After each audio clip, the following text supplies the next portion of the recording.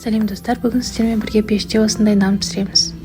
Ол үшін 50 грамм ерітілген майға 150 мл жылы су, 150 мл жылы сүт, 1,5 шай қасық тұз, жарты шай қасық қант, 1 шай қасық дрожжи қосып барлығын араластырамыз.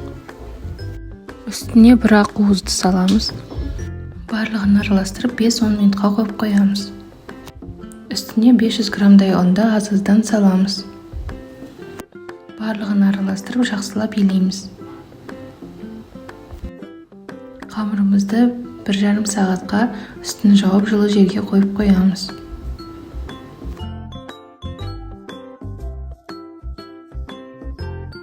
Қамырымыз көтерілді.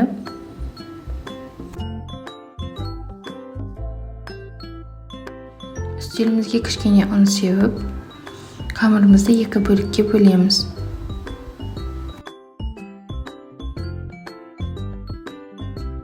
Қамырымызды осылай дөңгелетіп 2 бөлікке бөлеміз. 5-10 минутқа қойып қоямыз.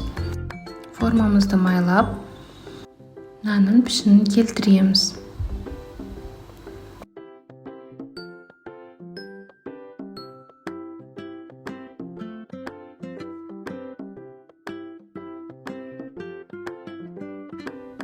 Ортасын осылай вилкамен тесеміз.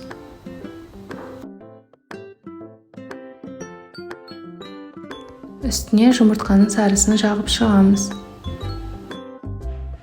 Үстіне қалауларыңызша күнжіт себуге болады.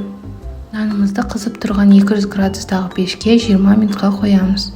Мінекей біздің нанымыз дайын болды. Нанымыз осылай әдемі және жұмсақ болып піседі. Менімен бірге дайындаңыздар, ас болсын.